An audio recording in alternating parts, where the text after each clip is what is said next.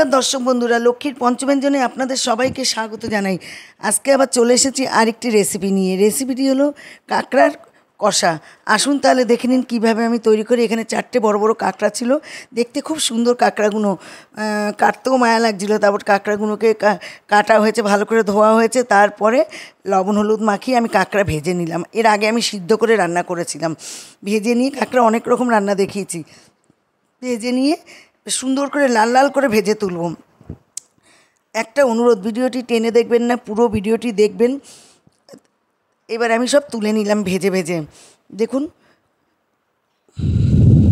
আমি যেইভাবে রান্না দেখাচ্ছি এইভাবে আপনারা একটু বাড়িতে তৈরি করে খাবেন, একতলা গরম ভাত উঠে যাবে। বিশ্বাস করুন, একবার অন্তত ট্রাই করে দেখবেন বাড়িতে, তাহলে বারবার খেতে ইচ্ছা করবে।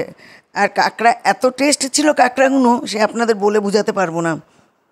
এইবার সব ভেজে তুলে নিলাম এক এক করে। ভাজা হয়ে গেছে, দেখুন কাঁকড়া ভাজার একটা কালারই কী সুন্দর চলে আসে। এবার ওই তেলের মধ্যে আবার আরেকটু সর্ষের তেল দিলাম। সর্ষের তেল দিয়ে একটা শুকনো লঙ্কার সম্বাদ দিয়ে পেঁয়াজ দিয়ে দিলাম। পেঁয়াজগুলো একটু হালকা ভাজা হবে, একটু ভালো করে ভেজে নিচ্ছি, একদম কাঁচা কাঁচাও হবে না। ভিডিওটি যদি ভালো লাগে লাইক কমেন্ট শেয়ার করে দেওয়ার আপনাদের অনুরোধ রইল। টমেটো দিয়ে দিলাম, একটু লবণ দিয়ে দিয়েছি, দিয়ে ভালো করে একটু কষিয়ে নেবো যেন মজে যায় তাড়াতাড়ি, তার জন্য। তেল ছেড়ে এসছে, এবার এখানে আমি মশলা দিয়ে দেবো আস্তে আস্তে। টমেটো বেশ মজে গেছে, দেখুন পেঁয়াজও মজে গেছে। এবার আমি এখানে মশলা দিতে থাকবো। হলুদ দিয়ে দিলাম, জিরে ধনে সব দিয়ে দিচ্ছি, শুকনো লঙ্কার গুঁড়ো, কাশ্মীরি লঙ্কার গুঁড়ো, লবণ আর আদা বাটা, রসুন বাটা সব দিয়ে আমি খুব ভালো করে মশলাটাকে কষাবো।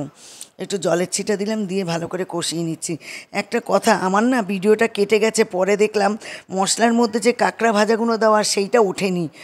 যাই হোক, আপনারা এর পরে দেখবেন যে মশলাটা কষিয়ে নিয়ে কাঁকড়াটা দিয়ে দেবেন, কাঁকড়া ভাজাগুলো দিয়ে তারপর ভালো করে জলের ছিটা দিয়ে কষাবেন, অল্প অল্প জলের ছিটা দিয়ে, গরম জল দিয়ে কষিয়ে নিয়ে নামানোর সময় একটু গরম মশলার গুঁড়ো না দিয়ে নামিয়ে নেবেন। সেইটা আমি আপনাদের দেখাতে পারলাম না, আমি মুখে বলে দিচ্ছি। আমি এডিট করার সময় দেখি যে কাঁকড়ার ভাজার দেওয়ার এইটা ওঠেনি। এবার সার্ভ করে দিলাম, হয়ে গেছে। দেখুন কালার কি সুন্দর হয়েছে দেখতে, খেতেও সেরকম টেস্ট হয়েছে। আমি একটু ঝোল রাখিনি, একদম কষা কষা করেছি একদম। আমার চ্যানেলে যদি নতুন সদস্য হয়ে থাকেন, চ্যানেলটি অবশ্যই সাবস্ক্রাইব করে দেবেন, আমার পাশে থাকবেন। আপনারা ভালো থাকবেন, সুস্থ থাকবেন। নমস্কার।